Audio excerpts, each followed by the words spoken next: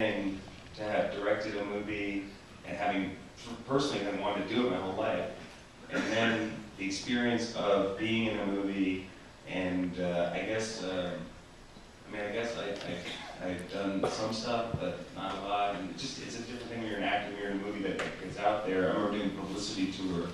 They sent me around to like every city in the U.S. to promote the movie.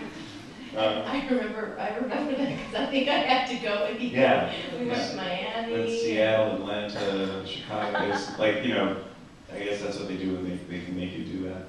And it was like this kind of great experience. Like, I felt like, I guess maybe having worked for a long time, even though I had that show that got canceled, it felt like I was working and making movies, and like it was a good, like, exciting, fun time.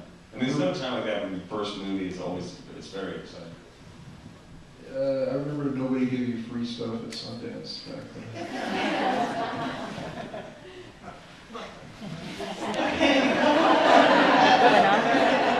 What's up, What is man?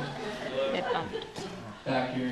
Hi. What's up? I was just wondering, directing and acting is stressful enough, but you're also this indie guy dealing with, an influential studio like Universal. I was just wondering, what sort of pressures were you under at that time, trying to get this thing all figured out? Well, I was very lucky to have Jersey Films because they were really protective, and they were great producers, and they made sure that we didn't really have to deal with all of that studio, bull.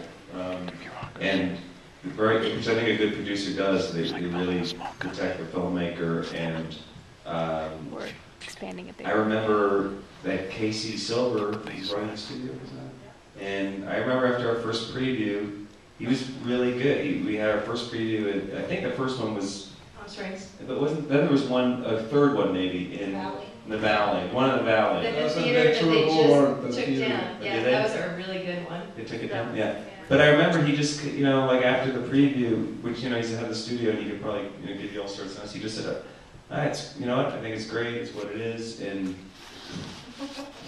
go with God.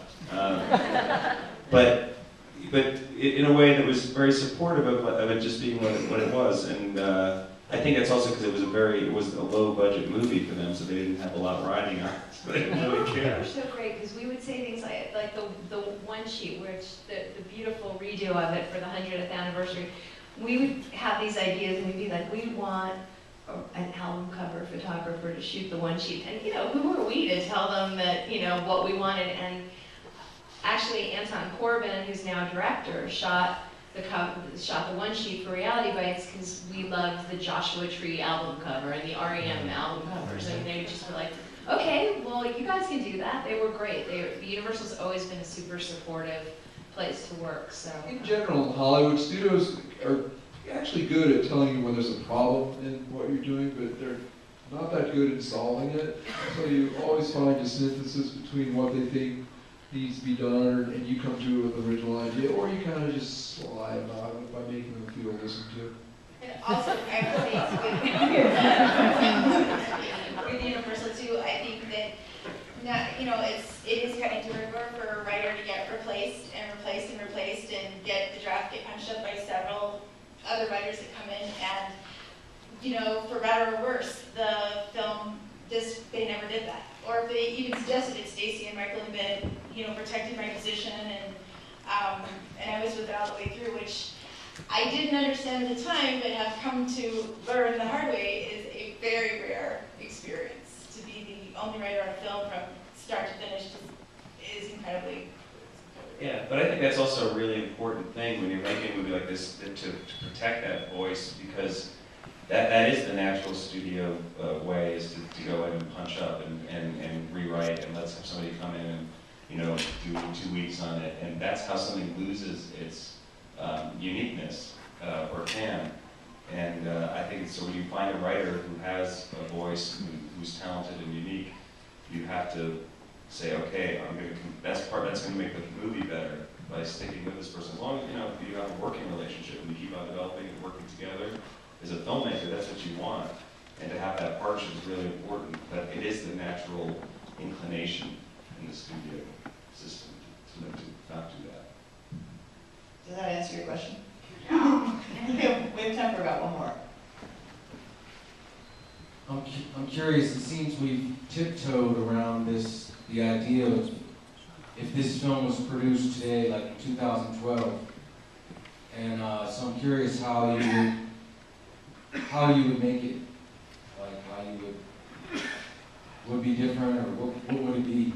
Is that a business question or a creative question? Not being facetious, you mean how would we approach the business or approach it? No, what would the storyline be like back then? What would they do in that sense? Well, I guess it's a hard one to answer because it's so much of its time. You know, I think this is very much a story about these people who were going out into the world at this point in time, and the things that are universal and you know that are still relevant, trying to find a job, you know, this economy, and having to find yourself as a person, all that. But in terms of like the specific story and all of it, I feel like that is very unique to the time that the movie was made, and I think it'd be a whole different story, you know. I mean, the comment on the commentary on the media or that the mechanics of the story might change, but I think the story proper of really wanting to be something when you're 23, or you know, I guess that seemed old at the time. But I mean, I think those issues are still relevant today. So I don't know that thread line, those themes would necessarily change. But I think the mechanics of it, of whatever it was that was, you know, moving the story along, that stuff would change. But I think the themes and the characters and their ambitions and their hopes and everything would probably, you know, they're kind of universal. Like also, I was just going to say also that the MTV aspect of it is kind of interesting to me, the way that sort of held up in a way, because at the time we were, you know, satirizing or parodying the real world, which is still on the air 18 years later. And remember, actually, the Real World got greenlit while we were making the movie because the original title of the film was The Real World. Right. And then the show got greenlit, and then it became the untitled Helen Childers movie. And then when she wrote the Reality Bites sequence, yeah, and also the idea that I think my character says, you know, it's like an exciting time with the channel. We're getting into real programming. Because like that is what MTV used to show videos, and now it is all, you know, I mean that's what it is, all reality programming and television. I think thematically the kids out of college will be facing a much different job market and a much different attitude towards it. And I think in terms of the parent-child relationships, they'd be different in the generation we have now. In terms of what the romance would be, that would be up to whoever had the screenwriter. You were the screenwriter, you couldn't predict that.